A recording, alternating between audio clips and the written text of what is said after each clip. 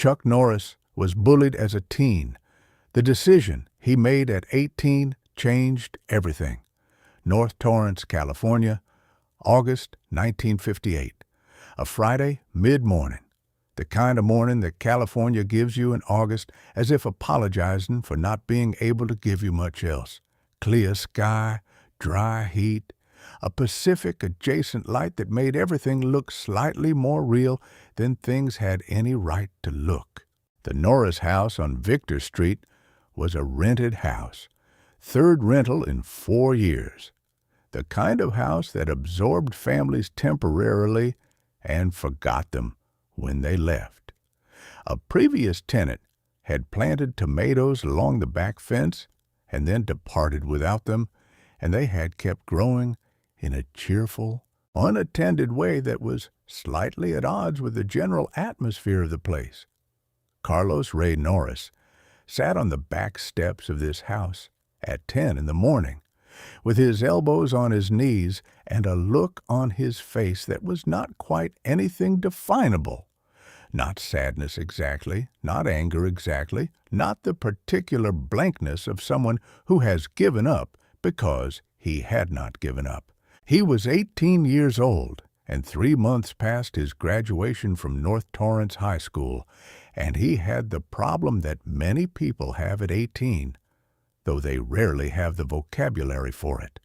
The problem of having survived something without yet knowing what the survival was for. His brother Wieland was somewhere inside the house, probably still sleeping. His brother Aaron was too young to be much of a companion in the way Carlos needed one. His mother, Cheryl, had left early for the first of her 2 jobs, a Tuesday through Saturday schedule that she maintained with the steady, unsentimental determination of a person who has decided that necessity is not a reason to stop, but a reason to continue. His father, Ray Norris, was currently elsewhere, which was the best version of elsewhere available. Not in the house, not drinking in the house, not generating the specific atmospheric pressure of a man about to become a problem. The tomatoes along the back fence were doing well. Carlos looked at them without seeing them. He had been thinking for the past several weeks about the Air Force. Not with enthusiasm. Enthusiasm was not particularly available to him as a mode, but with the practical attention of someone who has surveyed the available options and is beginning to form a view about which one to take. The options, in August 1958, in Torrance, California, for an 18-year-old with a high school diploma and $62 in a coffee can under his bed, were finite. He could try to find work. He had been trying to find work since June, with partial success. 2 weeks at a hardware store that had reduced its staff after a slow July, a Saturday job washing cars that paid $4 per day, a brief and unsuccessful attempt at a gas station that had concluded when the owner's son had needed the position. He could take classes at a community college. He knew about this option the way you know about options that require money you don't currently possess. He could stay where he was and keep looking in the reasonable expectation that the looking would eventually produce something, or he could enlist. The recruiter had come to the high school twice in the spring, a staff sergeant named Gillespie, who had the practiced ease of a man who had made many of these same presentations and had learned which parts of them landed and which parts didn't. Carlos had sat in the back of the cafeteria during the presentation and had listened without taking the materials Gillespie passed out, because taking them felt like a decision and he was not ready to make it. But the words had stayed: structure, travel, training. A reason for your days that did not depend on someone else's business cycle or a son who needed a job. He had walked past the recruiting office on 3 separate occasions without going in. On the fourth occasion, he went in. But before any of this, before the office with the flag and the laminated photographs of airmen in various impressive contexts, there had been North Torrance High School, and before North Torrance there had been other schools, and in all of them, or in enough of them to constitute a pattern, there had been the experience of being the person that certain other people had decided to use as the venue for their own unresolved difficulties. This is what bullying is, at its root, the displacement of something internal onto a person who has been identified by whatever calculation as a safe target for it. The calculation is usually accurate. The people who get targeted are rarely targets by accident. They have something about them, a quality of self-containment, of non-aggression, of visible vulnerability, that reads to certain types of people as an invitation. Carlos had that quality. He had had it from early childhood, and it had been reinforced by everything his home life had taught him about the costs of visible reaction. When you grow up with a father whose moods were weather systems over which you had no control, you learn to minimize your own weather. You made your face neutral. You made your body quiet. You learned to absorb things without visible response because visible response had, in his early experience, a tendency to make things worse rather than better. This was a survival adaptation. It served its purpose within the domain it was designed for. But it had a side effect. In the wider world, in schools and parking lots, and the various other arenas where young men tested each other's capacity for trouble, quiet, non-reactive people registered to certain observers as permission rather than as boundaries. They got tested. They got pushed. They got followed through the school corridors by people who had decided that making them react was a form of entertainment. His earliest memory of systematic bullying was from 6th grade in Fresno, California, where the family had lived for 2 years between other places. A boy named Dennis, who was not larger than Carlos, but had the specific confidence of someone who had been allowed to behave this way for long enough that it felt like a natural right. Dennis had a crew of 2, the way these operations often do, not enough to make it a mob, but enough to make resistance feel like bad arithmetic. The routine was varied, but the theme was consistent. The blocking of paths, the appropriation of objects, the verbal commentary delivered at the volume of plausible deniability, the physical contact that was framed as accidental and could be relitigated that way if any adult came asking. Carlos had never told his mother. This was not because she would have dismissed it. His mother would have taken it seriously, would have done something about it, would probably have appeared at the school the following Tuesday with the contained fury of a woman who has too much else to manage and is not going to manage this too. He had not told her because there was nothing in the vocabulary available to him at 11 years old that allowed him to explain what was happening without also explaining that he had not been able to stop it, and the inability to stop it was the worse embarrassment. The being pushed was a fact. The not pushing back was the admission. He had pushed back once in 7th grade in a different school against a different person, a shove in the hallway that he had returned with more force than he intended, or perhaps with exactly the force he intended and had not let himself acknowledge intending. The other boy had stumbled, had looked briefly shocked, and then the situation had escalated in the way that these situations escalate when they reach a threshold. And Carlos had ended up in a corner of the hallway with 3 people and no good options. And the resolution had been ugly in the way of resolutions that happen without anyone actually winning anything. He had gone home with a bruised face and the knowledge that the one thing he had felt, briefly and guiltily, during the moment of shoving back, the thing that was not quite satisfaction but was in the vicinity of it, had cost him more than it had bought. He had not done it again.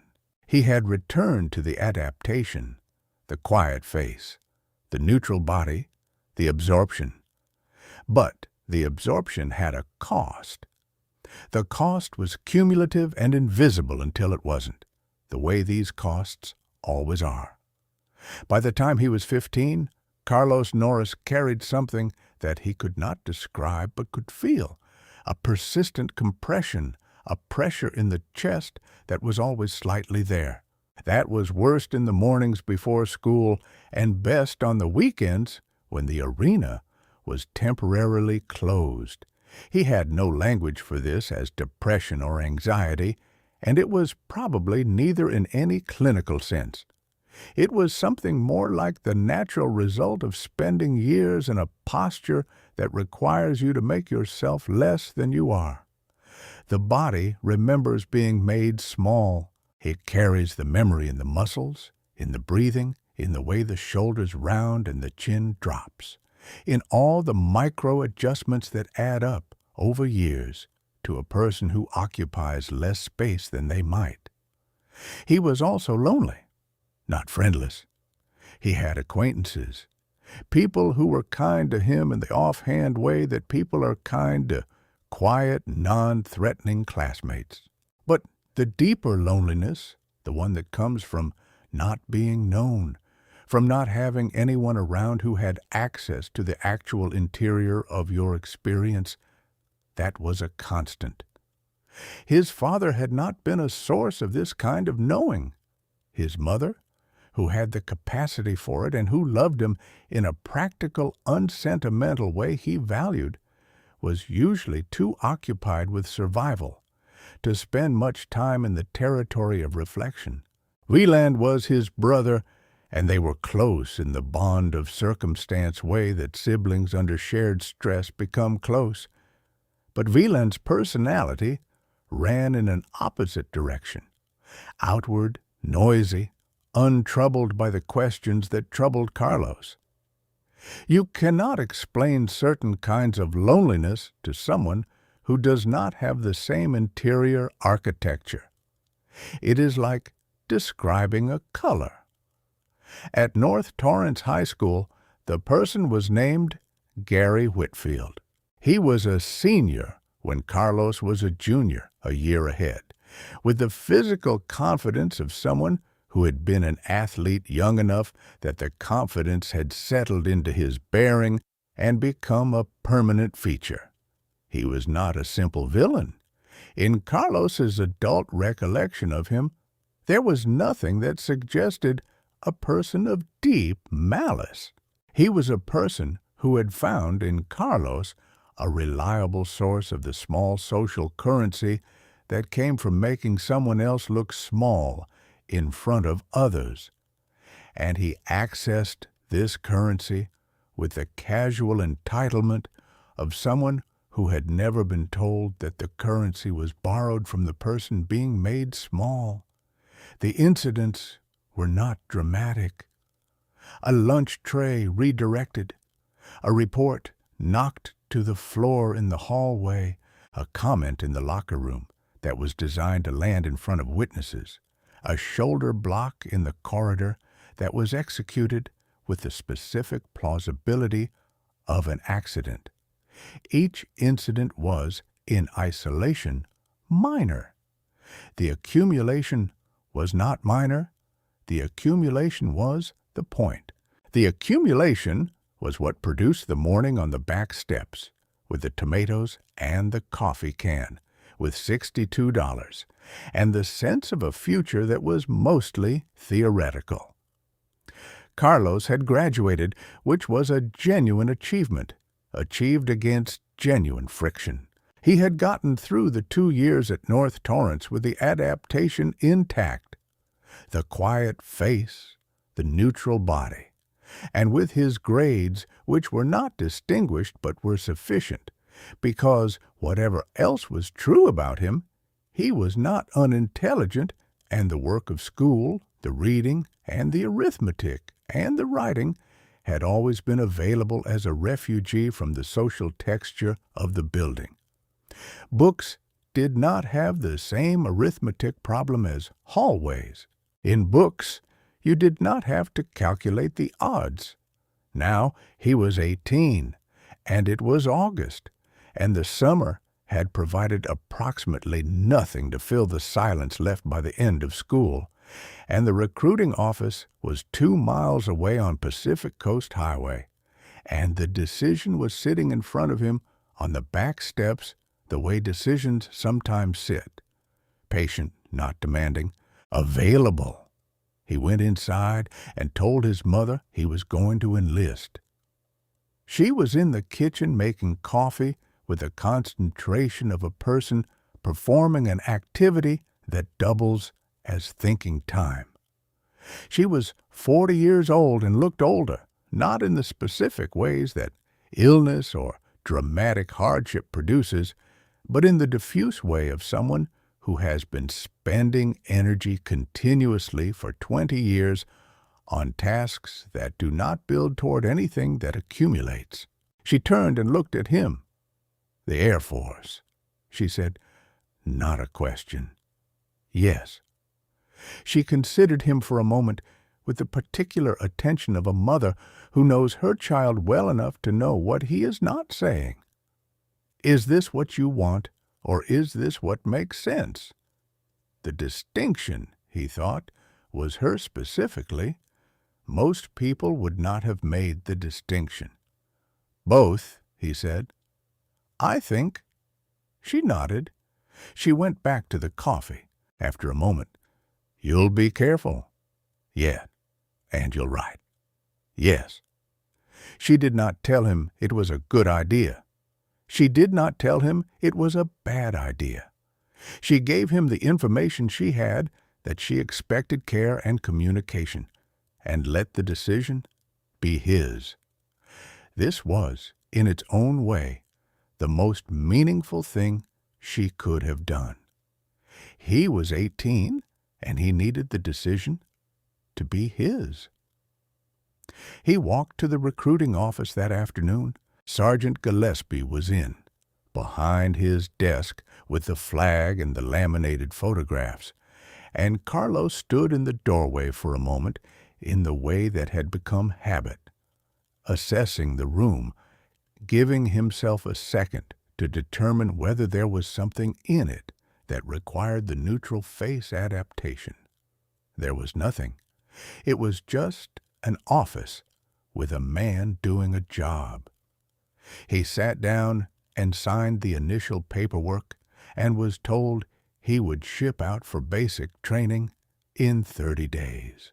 Gillespie shook his hand with the practiced warmth of a man who had done this many times and meant it each time to the degree that he was able to mean something done many times.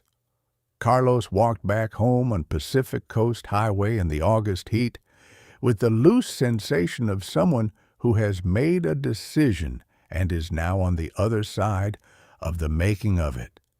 He could not have said what he expected from the Air Force. He could not have said that he expected anything specifically. He had thought about Korea in the way that you think about a foreign country when someone tells you that's where you're going, with the incomplete images assembled from magazines and references and the general outlines of what American 18-year-olds knew about the Korean Peninsula in 1958, which was that there had been a war there, that it had ended in something that was not quite a resolution, that the landscape was something other than California. He had not thought about Tang Soo Do. He did not know Tang Soo Do existed. The 30 days before shipping out were not dramatic. He worked the car wash job. He played cards with Wieland on evenings when neither of them had anywhere else to be. He ate dinner at the table with his mother and his brothers, and on 2 occasions, his father, who was between episodes and in the interval warm version of himself, who made a joke about the Air Force and then made it again, not noticing he had already made it. Carlos watched his father across the table and felt something that was not anger and not love, but was in the space where those things were adjacent, a recognition of the person without the requirement to be anything other than what he was. He packed a single duffel bag. He said goodbye to his brothers, to his mother, to the tomatoes along the back fence that nobody had planted for anyone, and that were still, with the independence of things that do not require permission, producing fruit. Basic training at Lackland Air Force Base in Texas produced in him what it was designed to produce, the external structure he had been carrying without a framework. The routine, the physical requirements, the institutional insistence on order and accountability. These were not difficult for him in the ways they were difficult for people who had not been required from childhood to function within unpredictable authority structures. He was good at compliance in the sense that compliance was not an identity for him but a tool. He complied when compliance was the correct thing and waited when waiting was the correct thing. And the waiting was not passivity but patience with a specific direction. He was assigned to Air Police training, then to Osan Air Base, South Korea. He arrived in November 1958. He was thin and quiet and carried everything he owned in the duffel bag and had $62 worth of savings and the adaptation that had served him through childhood, which was beginning to feel, now that he was in the Air Force and theoretically in the business of projecting authority, like a garment that no longer fit. The bully years, the North Torrance years, the Fresno years, the accumulated inventory of small humiliations absorbed with the neutral face, did not end at the airport. They were in him, structural, the way formative experiences are structural. They had shaped the posture, the habits of attention, the particular relationship to his own presence in rooms. You do not leave that kind of formation behind by crossing a state line or an ocean. You carry it until something provides an alternative, a different instruction, a possibility so concrete and embodied that the old instruction begins to be replaced at the cellular level. That replacement had a name. It had a worn wooden floor and a fluorescent light that flickered and a Korean man who sat on a bench in the corner and watched his students with the full and patient attention of someone who had decided that this specific practice, this specific art, this specific transmission from person to person was worth being precise about. When Shin told him in November 1958 that he stood like he was waiting for something bad to happen, he was describing the body's accumulated record of years of absorption. The body had been taught to preposition for impact. It had been taught to brace. The posture, the forward rounding, the chin down, the self-minimizing arrangement was not personality. It was practice. It was the physical expression of a long education in making yourself less of a target. What Tang Soo Do offered at its foundational level was a different education, not a fighting education, though fighting was part of it. A body education, a thoroughgoing instruction, delivered not through explanation, but through repeated physical experience in what a body could be when it was inhabited from the inside rather than defended from the outside. The first time Shin corrected his stance, the placement of the feet, the angle of the knees, the distribution of weight, Carlos felt something that he would later describe in conversation with Bruce Lee in a gym in Los Angeles in 1969 as like being allowed to stand up straight for the first time. Lee had looked at him with the specific attention Lee gave everything and said, "The technique is always about something else. Always." Carlos had said, "It was about not being afraid of being seen." Lee had thought about this and said, "Yes, that's what all of it is about in the end, whether you're afraid of being seen." But this was years later. In November 1958, there was only the dojang, only the floor, only the question, do you want to watch or do you want to try? He had tried. He had kept trying. The trying had compounded.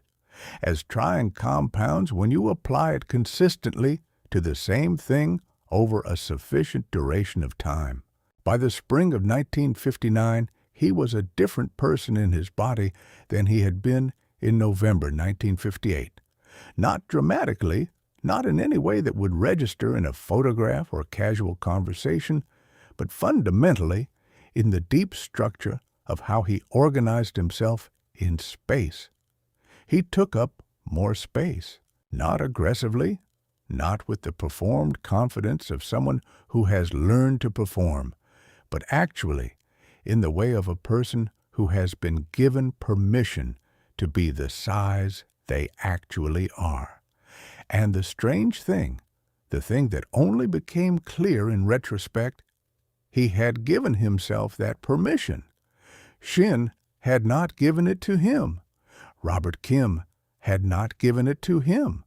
Ed Parker had not given it to him. They had shown him a floor and a method and a practice, but the permission had come from the accumulated hours on that floor, from the specific experience of discovering repetition by repetition that his body was capable of more than it had been allowed to demonstrate, that it could generate force, could redirect force, could move in ways that had precision and purpose, that the quiet kid from Ryan, Oklahoma, who had learned to make himself small, was also a person in whose body a certain knowledge was possible. This is the thing about bullying that is rarely discussed because the discussion tends to stay on the surface. The incidents, the damage, the perpetrators and their pathologies. The deeper damage is this, that the experience of being repeatedly acted upon rather than acting, of having your presence in space treated as something that other people's needs have authority over, produces in certain people a fundamental uncertainty about the legitimacy of their own occupancy of space, whether they are allowed to be the size they are, whether their presence in a room is something they have the right to simply assert, or whether it requires constant negotiation with everyone around them. Carlos Norris had carried this uncertainty from Ryan to Fresno to Torrance to Korea, and the practice of Tang Soo Do had not, in some therapeutic way, cured it or healed it or addressed it. What it had done was more practical than that. It had given him 10,000 repetitions of the experience of a body occupying space with intention, with purpose, with the full commitment of the person inside it. 10,000 repetitions of standing in a stance that said, I am here, I am in this, I am not leaving. 10,000 repetitions of a kick or a block or a strike performed from a center rather than a periphery. And the repetitions had accumulated into a different relationship with the question. The question of whether he was allowed to take up space had not disappeared. It had become less interesting, less urgent, displaced by the practice of simply taking it, The decision he had made at 18, the August morning on the back steps, the recruiting office on Pacific Coast Highway, the signature on the initial paperwork, was not in itself the thing that changed everything. Decisions are seeds, not harvests. The decision to enlist had put him in the Air Force, and the Air Force had put him in Korea, and Korea had put him in Osan, and Osan had put him in a dojang on a November morning, and the dojang had put him on a floor. But none of it was inevitable. At any step, a different choice was available. He could have said no in the doorway of the dojang, or gone in and stayed for a week and then stopped. He could have taken the black belt and stopped there. He could have gone back to Torrance and not opened the school. What made the decision at 18, the pivot, was not the decision itself, but the direction it pointed. It pointed away from the tomatoes on the back fence and the $62 and the accumulated inventory of small absorptions. It pointed toward a life structured by something other than survival, organized around something built rather than merely maintained. And the thing that built was, eventually, the practice. And the practice was, eventually, the life. When he opened his school in Torrance in 1962, there were students who were versions of who he had been. Kids who came in with the forward-rounding posture and the chin-down habit and the specific quality of attention that belongs to someone who has been educated in self-minimization. He recognized them the way you recognize a language you learned as a child, not just the words, but the music of it, the rhythms, the things it expresses before it expresses anything. He taught them the way Shin had taught him, not by fixing the psychology directly, not with talk, not with therapeutic conversation, but through the body, through the stance, through the 100 repetitions and then the 100 more, through the practice of taking up space with intention in a room where the intention was honored, where the size was not a problem, but a resource. Some of them got it quickly, and some of them got it slowly, and some of them, the ones who had been most thoroughly taught to be small, took years. He had patience for all of it. He had a specific patience for the ones who took longest, because he knew from the inside what the inside of that particular education was like. And he knew that the only thing that actually worked was the floor and the time. You could not hurry it. You could not explain it into existence. You could only provide the floor and the method and the presence. And you could let the practice do what the practice did, which was to accumulate. By 1968, he was world champion. By 1972, he was fighting Bruce Lee in a film that people would still be watching 50 years later. By the 1980s, his name was in households that had never heard of Tang Soo Do or Osan Air Base or a Friday morning in August, when a quiet 18-year-old sat on a back step in Torrance and looked at tomatoes that someone else had planted and decided that the door that was open was worth walking through. He never forgot Gary Whitfield. Not with bitterness. The bitterness had been dissolved by the practice, by the slow displacement of grievance that comes when you stop having the wound the grievance was protecting. He remembered him the way you remember a weather event from your childhood, as part of the texture of a particular period, as something that happened as part of the formation without being the definition of it. He had, once years later, imagined running into him, had imagined the asymmetry of the encounter. Whitfield older, the confidence of the athletic senior now redistributed into whatever middle age had made of him, and Carlos himself, the man that the quiet kid from the back steps had become, He had imagined not saying anything, had imagined simply being present in his own body, in the way he had learned to be present on a floor in Korea in November 1958, entirely without apology, without the forward rounding and the chin down and the practiced self-minimizing. Had imagined the encounter as a moment that did not require words because the thing it was about was not a verbal thing. It was a thing in the body, in the posture, in the quality of a person who has learned over thousands of repetitions that they are allowed to be the size they are. He would have extended his hand.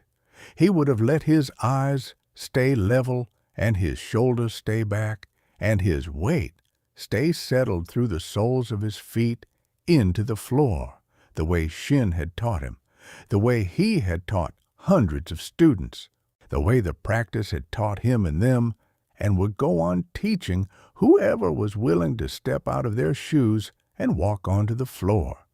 Do you want to watch, or do you want to try? He had tried. At 18, on a back step in August, with tomatoes in the garden and $62 in a coffee can, he had looked at the available doors and chosen the one that was open. And the door had led to Korea, and Korea had led to a floor, and the floor had led to everything else. The floor was still there, or floors like it, in schools across the country and eventually the world, and on each of those floors there was at least one student with the forward-rounding posture and the chin-down habit and the specific attention of someone who had been educated in smallness, standing in a borrowed space, wondering if they were allowed to take up room. The answer was yes. It had always been yes. The practice was the long proof of the answer, repeated until it was no longer a question. North Torrance, California, August 1958. A Friday morning, the kind California gives you in August. The back steps of a rented house, tomatoes that belonged to no one and kept growing anyway, the way things grow when the conditions are right and they have decided, with the quiet authority of organisms that have no other option, to simply continue. He stood up from the steps. He went inside. He told his mother he was going to enlist. The rest was the practice. The rest was the floor. North Torrance, California, Osan Air Base, South Korea, 1958.